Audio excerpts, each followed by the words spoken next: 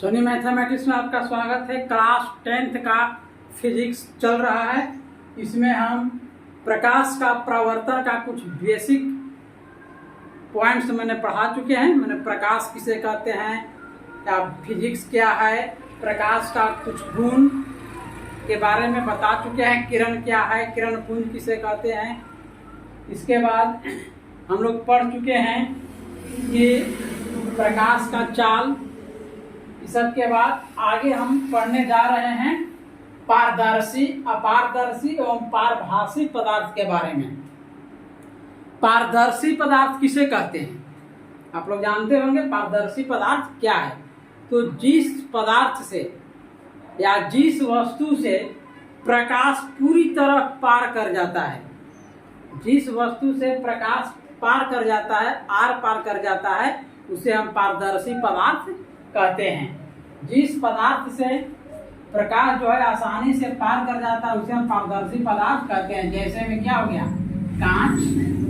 कांच से आप लोग देखते होंगे प्रकाश जो है पूरी तरह पार कर जाता है। इसके बाद पानी है अर्थात जल, वायु, सब क्या है, पारदर्शी पदार्थ है इत्यादि।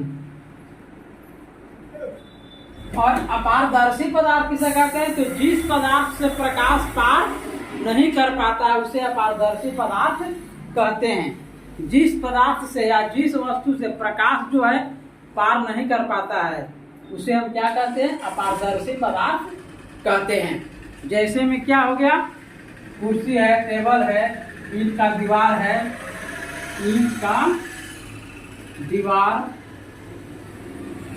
कुर्सी, टेबल, ये सब क्या है, अपारदर्शी पदार्थ है इत्यादि। और जिस पदार्थ से प्रकाश का कुछ ही अंश, थोड़ा अंश ही पार कर पाता है और बाकी अंश जो है परावर्तित हो जाता है, पार नहीं कर पाता है, उसे हम क्या कहते हैं, पारभासी पदार्थ कहते हैं। समझ रहे हैं ना।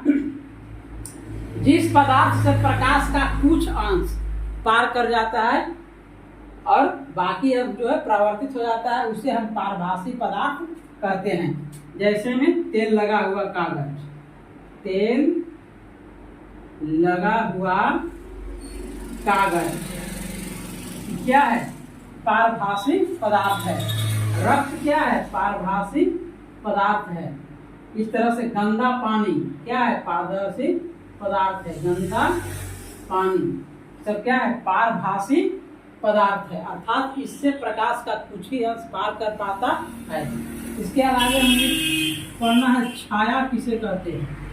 छाया, छाया किसे कहते हैं, तो अपारदर्शी वस्तुओं को चूंकि प्रकाश नहीं पार कर पाती है, जिससे अंधेरा क्षेत्र बनता है, उसे क्या कहते हैं, छाया कहते हैं। अपारदर्शी वस्तुओं को प्रकाश पार नहीं कर पाती है, जिससे अंधेरा क्षेत्र बनता है, उसे क्या कहते हैं, छाया कहते हैं। इसके बाद हम लोग प्रकाश के प्रवर्तन के बारे में पढ़ेंगे। प्रकाश का प्रवर्तन, जब प्रकाश का किसी वस्तु से टकरा कर लौटना प्रकाश का प्रवर्तन कहलाता है। जब प्रकाश किसी वस्तु से टकराकर वापस लौट जाती है तो उसे क्या कहते हैं, प्रकाश का प्रवर्तन। जैसे में देख लीजिए क्या है, एक वस्तु है, मान लीजिए दर्पण है, समतल दर्पण हो गया ही, और यहां से कोई एक प्रकाश आ रही है, टकरा करके पुनः इस दिशा की ओर लौट जाती है, इसे क्या कहेंगे, प्रकाश का प्रवर्तन।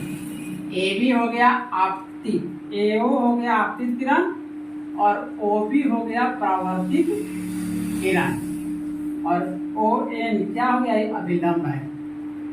ओ एन अभिलंब है।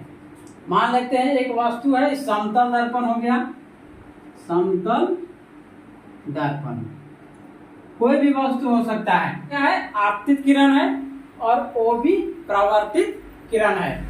एक किरण आ रही है और ओ बिंदु पर टकराकर बी की ओर लौट जाती है। इसे प्रकाश का परावर्तन कहते हैं। OM क्या है? अभिलंब है। ये हो गया परावर्तित किरण, परावर्तित किरण। और ये हो गया आपतित किरण, आपतित किरण। ON क्या हो गया? अभिलंब, अभिलंब। ये हो गया अभिलंब। इसको बोलेंगे आपतन कोण और R को बोलेंगे परावर्तन कोण। कोण I बराबर क्या है? आपतन कोण, आपतन कोण। और कोण R क्या है? परावर्तन कोण। कोण I क्या है? आपतन कोण है। और कोण R क्या है? परावर्तन कोण। आपतन कोण किसे कहेंगे परिभाषा के तौर पर? तो आपतित किरण और अभिलंब के बीच बना कोण को आपतन कोण कहते हैं। इसे I से सूचित किया जाता है। और अभिलंब तथा परावर्तित किरण के बीच बना कोण जो है परावर्तन कोण कहलाता है। इसे R से सूचित किया जाता है। और जिस बिंदु पर आपतित किरण आकर के टकराती है उस बिंदु को हम आपतन बिंदु कहते हैं। ये क्या हो गया? आपतन बिंदु हो गया। O बराबर क्या है? आपतन बिंदु। O जो है आपतन बिंदु है। नहीं, परावर्तित किरण।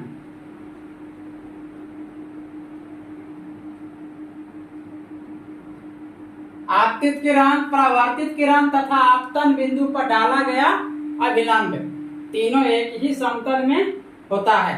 जैसे देख लीजिए, आपतित किरण हो गया ON और OB हो गया परावर्तित किरण और ON हो गया अभिलंब। तीनों जो है एक ही समतल में है, जिसको हम बोलते हैं आपतन बिंदु। तीनों एक ही समतल में है। इसे हम प्रकाश का परावर्तन का पहला नियम कहते हैं। दूसरा नियम है आपतन कोण और परावर्तन कोण दोनों बराबर होता है, अर्थात कोण I के बराबर होगा कोण R। ये प्रकाश का परावर्तन का नियम हो गया। दर्पण किसे कहते हैं? दर्पण किसे कहते हैं? तो वह चिकनी और चमकीली सतह जिससे प्रकाश का परावर्तन एक निश्चित नियमों के अनुसार होता है, उसे दर्पण कहते हैं। वह चिकनी और चमकीली सतह जिससे प्रकाश का परावर्तन निश्चित नियमों के अनुसार होता है, उसे दर्पण कहते हैं। प्रकाश के परावर्तन के दो नियम है, दोनों नियम का मैंने पालन करें। प्रकाश का परावर्तन जब हो तो दोनों नियमों का पालन करे, उसे ही हम दर्पण कहते हैं। तो दर्पण को मुख्य दो भाग में बांट दिया गया है, समतल दर्पण और गोलीय दर्पण। समतल दर्पण और गोलीय दर्पण। समतल दर्पण किसे कहते हैं? तो जिस दर्पण का परावर्तक सतह एकदम समतल हो, जिस दर्पण का परावर्तक सतह कैसा हो? समतल हो, उसको हम समतल दर्पण कहते हैं। समतल दर्पण जिस दर्पण का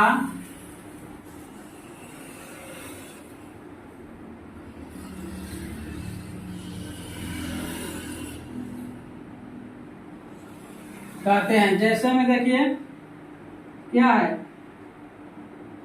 एक समतल दर्पण है, M डैश एक समतल दर्पण हो गया। इसे समतल दर्पण बनाने के लिए हम क्या करते हैं, इसको कैसे बना सकते हैं? तो एक समतल कांच का टुकड़ा लेते हैं और उसका एक भाग को चांदी के पानी से पेंट करते हैं, अर्थात उसे रंजित करते हैं, कलई करते हैं। चांदी का पानी से कलई करते हैं, जिससे वह जो है सतह चमकीला हो जाता है।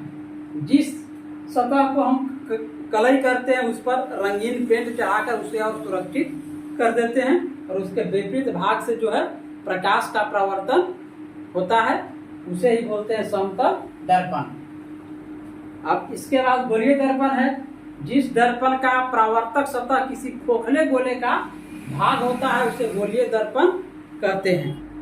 दूसरा है गोलीय दर्पण, जिस दर्पण का प्रवर्तक सतह किसी खोखले गोले का भाग होता है उसे हम गोलीय दर्पण कहते हैं। जिस दर्पण का प्रवर्तक सतह किसी खोखले गोले का भाग होता है उसे गोलीय दर्पण कहते हैं। जैसे देखिए, कोई खोखला इसे कांच का गोला है, इसको इसे हम काट देंगे और काट करके अगर हम इस तरह से इसको रगतित करते हैं तो क्या बन जाएगा?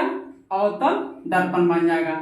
और इसके हम अंदर वाला भाग को यदि रगतित करते हैं, रजत से कलई करते हैं, तो क्या बन जाएगा? उत्तल दर्पण बन जाएगा। तो जिस दर्पण का प्रवर्तक सतह जो है किसी खोखले गोले का भाग होता है उसी को हम गोलीय दर्पण कहते हैं। गोलीय दर्पण कितने प्रकार का होता है? गोलीय दर्पण जो है 2 प्रकार के होता है। गोलीय दर्पण 2 प्रकार का होता है। पहला है उत्तल दर्पण और दूसरा है अवतल दर्पण। जिस दर्पण का प्रवर्तक सतह उभरा हुआ होता है उसे हम उत्तल दर्पण कहते हैं और जिस दर्पण का प्रवर्तक सतह धंसा हुआ रहता है उसे हम अवतल दर्पण कहते हैं। जैसे देख लीजिए, इस तरह से यदि बनाया गया, इसके अंदर वाले भाग को यदि रचित करते हैं तो ये कौन दर्पण बना? उत्तल दर्पण बना। ये बन गया उत्तल दर्पण, उत्तल दर्पण। और यदि खोखले गोले का भाग है, इसके हम उभरे हुए भाग को यदि रचित करते हैं तो प्रकाश का प्रवर्तन जो है धंसा हुआ भाग से होगा। तो ये क्या हो गया? ये अवतल दर्पण हो गया। ये हो गया अवतल दर्पण। तो इस तरह से गोलीय दर्पण के कितने प्रकार हो गया? 2 प्रकार हो गया। अगर हमको उत्तल दर्पण बनाना है तो क्या करेंगे? तो खोखले गोले का जो एक भाग लेंगे, कांच का टुकड़ा का, खोखले कांच के टुकड़े के भाग को लेकर के उसके भीतर वाली सतह को यदि रचित करते हैं तो उससे उत्तल दर्पण बनता है। और यदि खोखले कांच के टुकड़े के बाहरी सतह को रचित करते हैं, बाहरी सतह को रचित करते हैं तो प्रकाश का प्रवर्तन तो भीतरी सतह से होगा, धंसे हुए भाग से होगा, तो यह अवतल दर्पण बन जाएगा।